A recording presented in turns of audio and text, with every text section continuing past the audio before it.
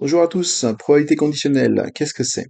Une notion qu'on découvre en première, mais qui tombe régulièrement dans les sujets de bac en terminale. Donc vous avez le sommaire à droite, concept, exemple, les trois règles, très important, les formules qui vont nous permettre de faire plein d'exercices, notamment celui prévu en fin de vidéo. Alors probabilité conditionnelle, quelle est la probabilité de réussir mon contrôle? Eh bien ça dépend.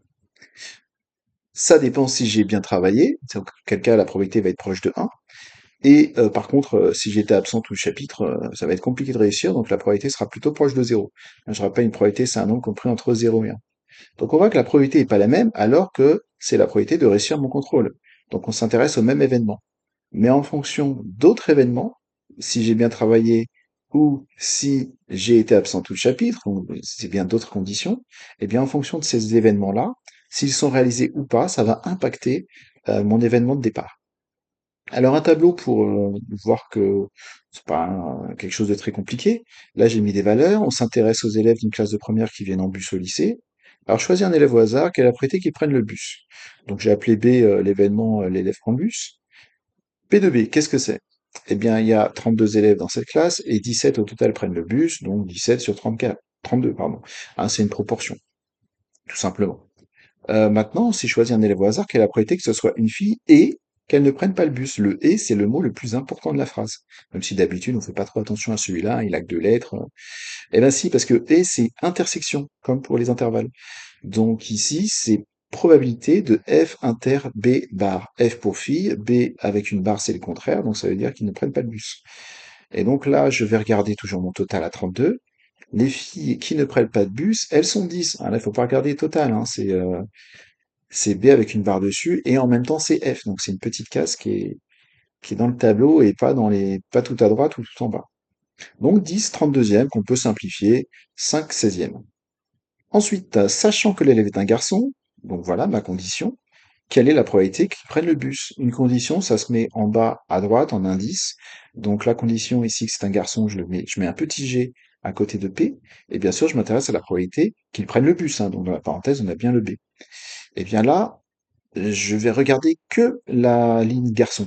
Parce que on sait que l'élève est un garçon, donc on va pas regarder la ligne fille, hein, ça n'a pas de sens. Alors quelle a la probabilité qu'il prenne le bus? Alors déjà, on voit que le total, c'est 14, et il y en a 9 garçons qui prennent le bus, donc 9 quatorzièmes. Alors si je change les lettres de place, sachant que l'élève prend le bus, quelle est la probabilité que ce soit un garçon? P2G sachant B. Est-ce que c'est pareil que P2 B sachant G? Eh bien, a priori, non. Et en fait, on le voit bien, parce que là, le bus, on prend la première colonne. Ils sont 17, ils sont pas 14. Donc, si, c'est 9, 17e. Donc, retenez que pour les probabilités conditionnelles, on ne prend pas la population entière, on prend une partie. Par exemple, les garçons, ici, dans notre exemple. Un autre exemple. Dans un parc de loisirs, 55% des joueurs sont des adultes. Parmi eux, 60% jouent au bowling, tandis que 70% des enfants préfèrent le laser game. Donc, d'après vous, quelle est la probabilité qu'une personne choisie au hasard joue au bowling? C'est sûr que posé comme ça, là, ça peut nous faire réfléchir un petit peu, donc on va essayer justement, à travers cet exemple, d'expliquer les trois règles qui vont nous permettre de répondre à cette question.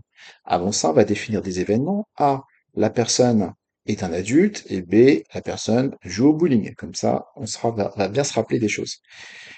Un arbre, on va mettre déjà les probabilités qui sont dans l'énoncé, donc 55% sont des adultes, donc le chemin qui mène vers A, je vais mettre 0,55, puisque la probabilité, on rappelle, c'est compris entre 0 et 1. Parmi eux, 60% jouent au bowling, donc c'est les flèches, enfin non, les chemins, les arêtes, hein, les segments qui y suivent. Donc je pars de A, je vais en direction de B, je mets 0,6. Et puis en bas, tout en bas à droite, quand je suis un enfant, donc à barre, je vais jouer au laser game, donc c'est B bar. Et c'est là où je vais mettre 0,7. Alors la première règle, c'est la règle des nœuds. À partir d'un même nœud, la somme des probabilités est égale à 1. Donc un nœud, c'est une intersection de branches. Par exemple, ici, on a un nœud. Donc j'ai une branche qui va vers A, une autre qui va vers A bar. Et bien la somme des probabilités, ça doit faire 1. Donc on fait 1 moins 0,55 et on trouve 0,45. Et on peut faire ça pour chaque nœud. Donc pour le prochain nœud, j'avais 0,6, je mets 0,4. Et pour le dernier, j'ai 0,7, je vais mettre 0,3. Donc très facile de compléter un arbre. Ensuite, la règle des chemins. Eh bien, quand vous prenez un chemin, vous rencontrez des probabilités, vous avez simplement à les multiplier et vous avez la probabilité du chemin. Ici, c'est par exemple le chemin vert. Je vais vers A, et vers B, j'ai dit et, c'est une intersection, donc P de A inter B. Sur ma route, je croise 0,55 et 0,6, je les multiplie et j'ai la probabilité du chemin. Maintenant, euh, retenez bien, et intersection, donc un chemin, c'est une intersection. Les adultes et le bowling. Ensuite, la formule des probabilités totales. Eh bien, la probabilité d'un événement associé à plusieurs chemins est égale à la somme des probabilités de chacun de ces chemins. Par exemple, l'événement B. Ah, on s'était posé la question du bowling tout à l'heure. Donc B, on voit qu'il y a deux chemins qui mènent au bowling. Soit on est un adulte, soit on est un enfant. Et puis, bien sûr, on peut jouer au bowling. Il n'y a pas d'autre chemin. Donc, comme la formule des probabilités totales nous dit, on va additionner la probabilité de chaque chemin. Le vert, on l'a déjà calculé tout à l'heure. On va faire la même chose avec le bleu, 0,45 fois 0,3. Et la formule des probabilités totales, c'est le fait d'additionner ces deux probabilités. Et ça va faire 0,465, ou si vous préférez, 46,5% en ce qui concerne la probabilité que la personne joue au bowling. Voilà, c'était la question qu'on s'était posée. Allez, les formules maintenant, donc on a un arbre. Qu'est-ce que c'est là? On va essayer de théoriser un peu tout ça. Donc il y a une arête qui mène à A, ici c'est P de A. Et donc celle qui va vers A bar, c'est P de A bar. Mais celle d'après, qu'est-ce que c'est? Eh bien, c'est des probabilités conditionnelles. Donc, on part de A pour aller à B, donc c'est P de B, sachant A. Et avant, quand même, la règle des nœuds qui va nous donner une formule. P de A plus P de A bar, bah, ça fait 1. Et donc P de A bar, c'est 1 moins P de A. Donc ça, c'est une formule qu'on a déjà vue en seconde notamment, mais qui est quand même très utilisée et encore en terminale, on peut s'en servir, notamment quand on dit au moins 1, on prend 0 et puis on prend le contraire. Alors ça, vous verrez ça plus tard. Mais voilà, c'est une formule qu'il faut avoir en tête. Donc, comme je disais, l'arête qui va de A vers B, c'est P de B sachant A. Et puis pour les autres, c'est le même principe, hein. C'est P de ce qui est à droite sachant ce qui est à gauche. Voilà. Et ben maintenant, on va regarder avec les différentes règles. Donc là, on a énoncé la règle numéro 1 qui nous a permis d'avoir la probabilité du contraire de A. Et cette fois-ci, on prend la règle des chemins. Donc ce chemin vert, c'est P de A inter B, c'est aussi P de A fois P de B sachant A. Et là, j'obtiens une formule. Cadeau. Donc cette formule, si je décide de diviser par P de A, eh bien, je vais avoir une nouvelle formule qui me dit que P de B sachant A, c'est P de inter B sur P de A. Et ça, c'est la formule vraiment centrale de ce chapitre. Alors souvent, les élèves savent que c'est P de inter B au numérateur, mais au dénominateur, on ne sait jamais si c'est P de A ou P de B. Donc c'est toujours la condition qu'on met en bas. Sinon, un jeu de l'équilibre, B, il était déjà dans une parenthèse à gauche, il est dans une parenthèse à droite, A, il était qu'une seule fois, donc on équilibre, on le met aussi une deuxième fois. Alors quoi? Écoute, ta conditionnel, moi j'en sais rien, hein, je suis pas ton avocat, je connais pas le dossier, donc tu vas lui demander. Et nous on va continuer. Donc ça c'est la formule qu'on a trouvée tout à l'heure. Bon maintenant, si je décide de diviser par P de B sachant A, comme ça on va éliminer P de B sachant A, et j'ai une troisième formule qui est, allez, on va le dire quand même moins utile que les deux premières, mais sait-on jamais, ça peut quand même rendre service.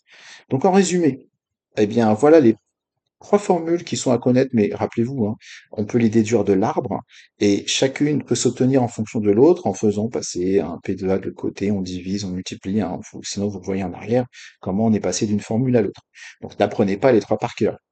Et puis on n'oublie pas la formule des probabilités totales. Alors souvent on aime bien écrire A et avoir formule partition de l'univers, hein, ça justifie le fait d'utiliser la formule, et ce qu'il faut retenir vraiment, c'est que P de B, c'est la somme des tous les chemins qui mènent AB, donc P de B inter A plus P de B inter A bar dans le cas de deux événements. Allez, un exercice pour terminer, donc je vous laisse faire pause. C'est très important de le faire, là ça va vous permettre de voir si vous avez bien compris la vidéo. Donc on fait pause, un papier, un stylo, et on corrige maintenant puisque voilà, vous avez bien travaillé, donc on va voir ça. Première question. Alors première chose à faire, c'est de compléter l'arbre avec la règle des nœuds, hein, c'est pas demandé, mais si on le fait pas, on va pas s'en sortir. Donc voilà, 0,8, 0,2, 0,1, 0,9, hein, à chaque fois la somme ça doit faire 1. Donc ça, c'est pas très compliqué. Ensuite, P de R bar inter T, ben, c'est un chemin. Je vais vers R bar puis par T. Voilà, je l'ai mis en vert. Donc ici, on va écrire la formule, hein, puisque maintenant on connaît bien les formules. Sinon, on va la retrouver dans l'arbre, hein. La première branche verte, je vais en direction de R bar, donc P de R bar. Et puis l'autre, sachant que je suis à R bar, je vais aller à T, donc P de T, sachant R bar. Et je remplace après avec les valeurs, je fais le calcul et j'obtiens la réponse. Ensuite, la deuxième question, c'était P de T. Donc là, des T, j'en ai deux. J'ai un chemin vert et puis un chemin bleu qui mène. à t. Donc on va utiliser la formule des probabilités totales en rappelant que R et R bar forment une partition de l'univers. Comme ça, en fonction de la personne qui vous corrige, vous aurez tous les points. On écrit la formule, ça on l'a déjà dit. Donc le chemin vert a déjà été calculé, donc on va faire la même chose pour le bleu. Donc le bleu, ben, c'est P de R fois P de T sachant R, c'est-à-dire 0,8 fois 0,1. On fait les calculs et on trouve 0,24, tout simplement. Dernière question, P de R sachant T. Alors là, on voit que dans l'arbre, on a P de T sachant R, qui est égal à 0,1. Mais comme on a dit en début de vidéo, P de R sachant T, il n'y a aucune raison que ce soit égal à P de T sachant R. Donc là, on ne peut pas utiliser l'arbre. Il faut absolument prendre la formule. La formule qu'on a démontrée tout à l'heure, en utilisant l'arbre. Pas non plus une démonstration très rigoureuse, mais ça explique bien ce qui se passe quand même. P de R inter T sur P de T. Bah, P de R inter T, c'est le premier chemin. Et ça, on l'a déjà calculé dans le petit 2. Ça fait 0,08 et P2T, c'était, souvenez-vous, 0,24. Donc on va diviser l'un par l'autre. Et là, rappelez-vous, cette année en première, il y a une épreuve de bac anticipée et il n'y a pas de calculatrice. Donc on va essayer d'apprendre à faire ça sans calculatrice. Enfin, apprendre, normalement, vous avez déjà appris. Là, j'ai un quotient, donc déjà, je veux une fraction, c'est-à-dire je veux des nombres entiers. Donc je vais décaler la virgule de 2 rangs vers la droite, autrement dit, je vais multiplier par 100. Voilà, maintenant j'ai une fraction, c'est quand même plus joli, j'ai 8 sur 24, ensuite on connaît la table de 8, on sait que 24 c'est 3 fois 8, donc je peux barrer les 8, il va me rester un tiers. Et voilà, cette vidéo s'achève, donc si vous avez des questions, n'hésitez pas à les poser, et sinon bon courage pour reprendre tous vos exercices sur la notion.